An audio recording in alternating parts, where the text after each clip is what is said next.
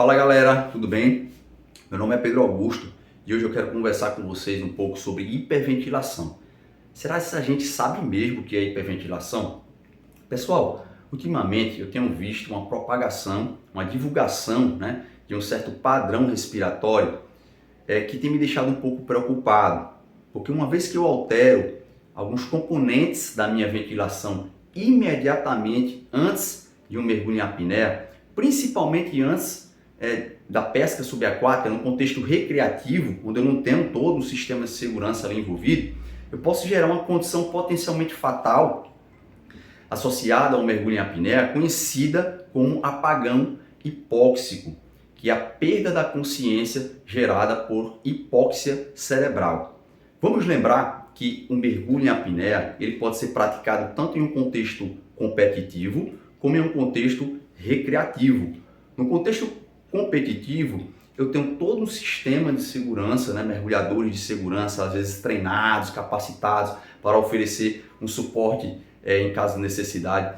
Você tem a utilização de equipamentos para fornecer um suporte básico, avançado de vida. Você tem muitas vezes até mesmo a utilização de sondas para rastrear todo o mergulho, e isso oferece uma intervenção muito mais eficaz. No contexto recreativo, no caso da pesca subaquática, por exemplo, as pessoas compram os equipamentos e saem praticando o mergulho em apneia, a pesca subaquática, sem um conhecimento prévio, sem uma experiência prévia, muitas vezes mergulham sozinhos, não dispõem de todo esse sistema de segurança presente nas competições de mergulho livre, o que torna essas pessoas muito mais vulneráveis a essas situações relacionadas ao apagão hipóxico. Sabendo dessas diferenças que existem dentro do mergulho em apneia, vamos entender um pouquinho, vamos nos familiarizar um pouquinho sobre alguns termos. Quando eu falar aqui em hipóxia, eu vou estar me referindo a níveis baixos de oxigênio nos tecidos. Quando eu falar em hipercapnia, a níveis altos de gás carbônico ou dióxido de carbono ou CO2. Quando eu falar em hipocapnia, a níveis baixos de CO2. Uma outra coisa que eu quero que vocês saibam é o que é um ciclo respiratório. Um ciclo respiratório é um conjunto de uma inspiração com uma expiração. Seria... Isso é um ciclo respiratório. 2 ciclos respiratórios, tá? Por fim, para a gente entrar e entender melhor o que é hiperventilação e os efeitos que a hiperventilação pode acarretar no nosso desempenho, no nosso mergulho, na nossa segurança, eu quero que vocês entendam como uma performance de apneia máxima pode ser dividida. Aqui eu trouxe uma apneia estática máxima hipotética de 5 minutos e ela pode ser dividida, pessoal, em uma fase fácil e em uma fase de luta.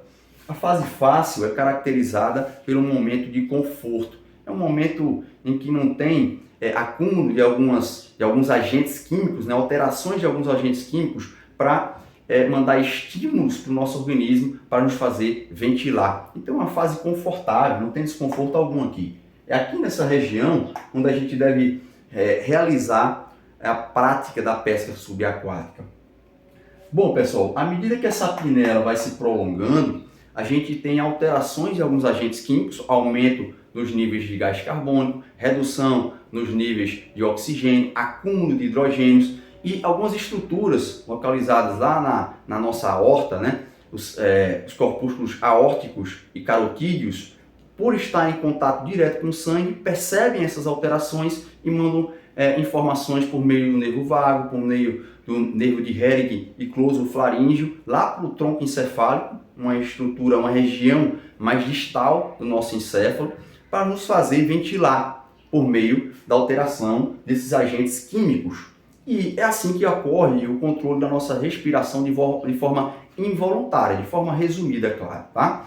Então a gente pode controlar nossa respiração de forma involuntária, por meio da alteração desses, por exemplo, por meio da alteração desses agentes químicos, ou de forma voluntária. Eu posso voluntariamente alterar o padrão respiratório.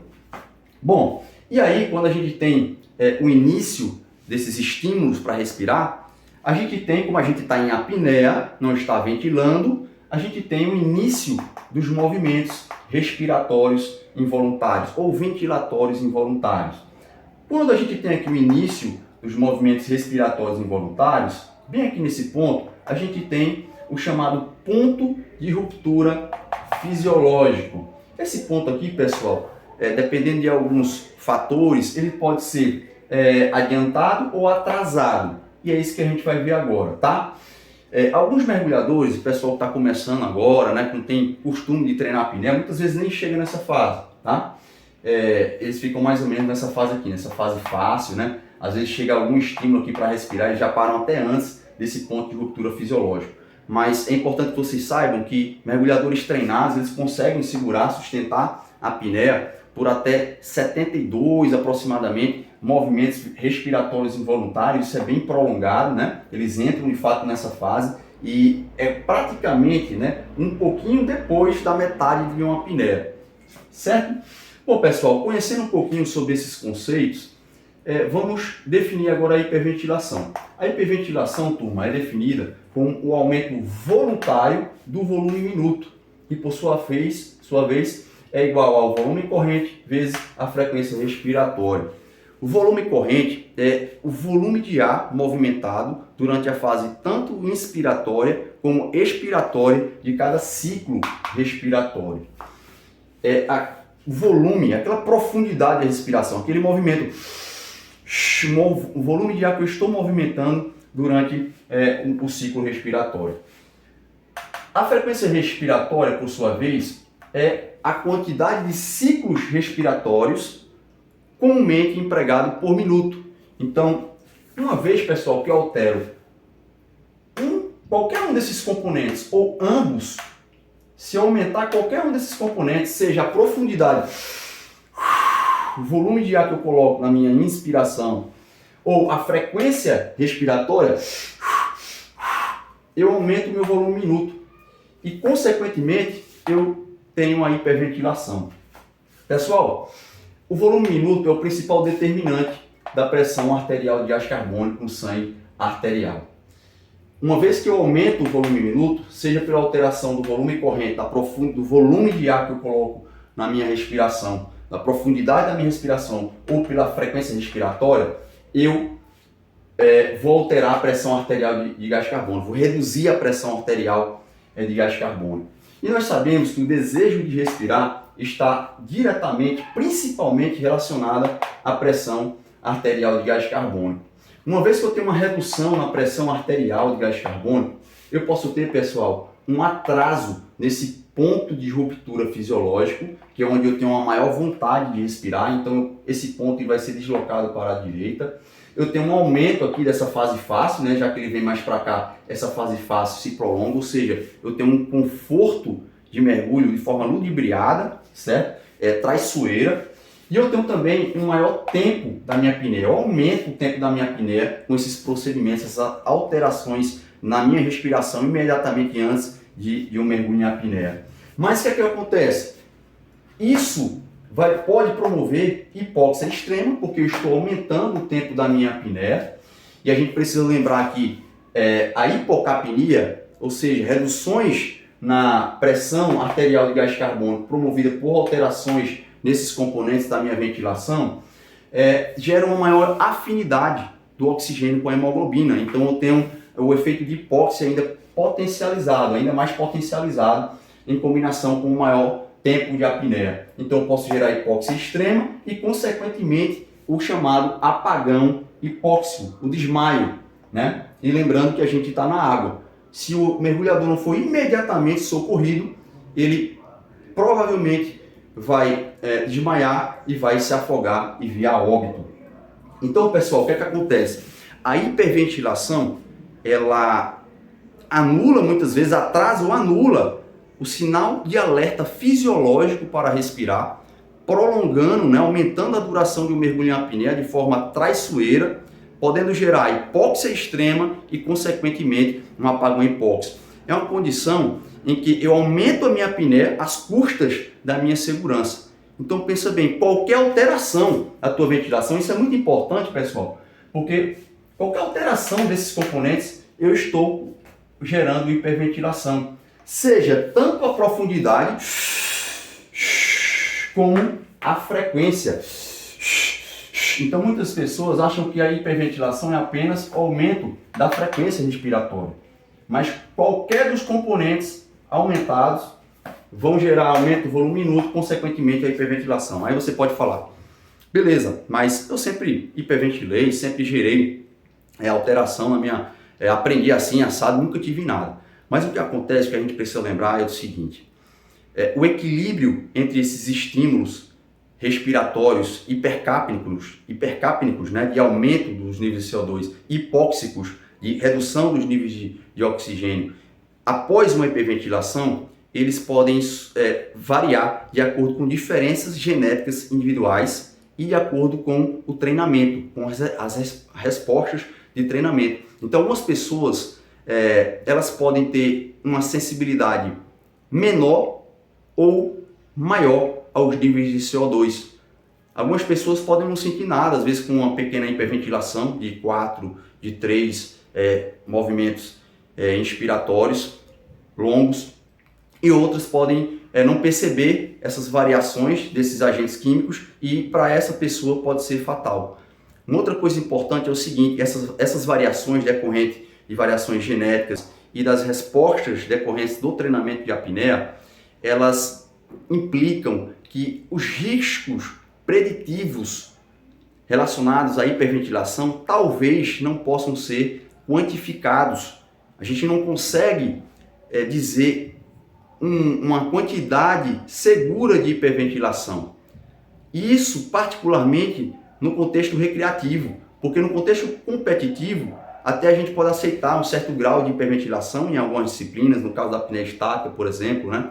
Eu acredito que seja um pouco mais aceitável, mas no caso do contexto recreativo, do mergulho em apneia, fazer alterações desses componentes na nossa ventilação imediatamente antes de um mergulho em apneia pode ser perigoso, até porque isso aqui, a hiperventilação é apenas um dos fatores de risco para o apagão hipóxico. Isso aqui pode vir associado a outros fatores de risco, uma profundidade do mergulho, no caso da apneia competitiva, no caso da insuflação glossofaríngea, também é outro fator de risco. Você tem a depressão de glicogênio muscular, é outro fator de risco. Você tem a prática do exercício físico prolongado imediatamente antes da apneia. Muita gente pratica exercício físico antes do mergulho, é outro fator de risco.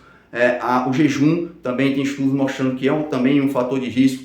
Você tem, às vezes, um isolamento térmico não adequado, podem gerar hipotermia, desidratação. Tem uma série de outros fatores de risco que podem potencializar os efeitos para que você chegue em um apagão hipóxico.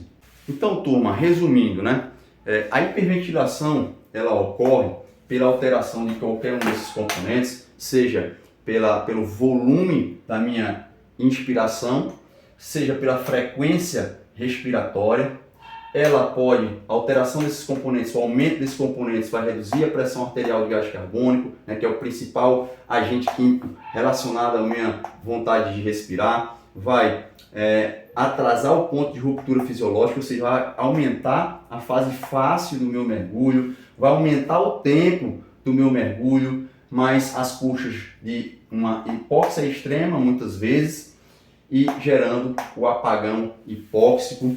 E isso pode estar associado a outros fatores de risco. Então, será se vale a pena mesmo alterar o meu padrão respiratório antes do meu mergulho em apneia? As custas da minha segurança? Existem outros fatores, outras variáveis que eu posso estar trabalhando para aumentar o meu desempenho em apneia. Não pela alteração no meu padrão respiratório, mas pela minha maior economia de energia, reduzindo a minha taxa metabólica, melhorando os componentes associados à sensibilidade, à asfixia, à hipercapnia, à hipóxia, melhorando a minha técnica de mergulho, a minha pernada, a minha virada, né? Melhorando a minha capacidade de armazenamento de oxigênio, de transporte de oxigênio, melhorando toda a minha resposta de mergulho. Isso vem com um treinamento crônico, né, de apneia, com um treinamento específico, também associado, né? Tem trabalhos com a periodização do treinamento de apneia, mostrando que a prática do exercício físico combinado, associado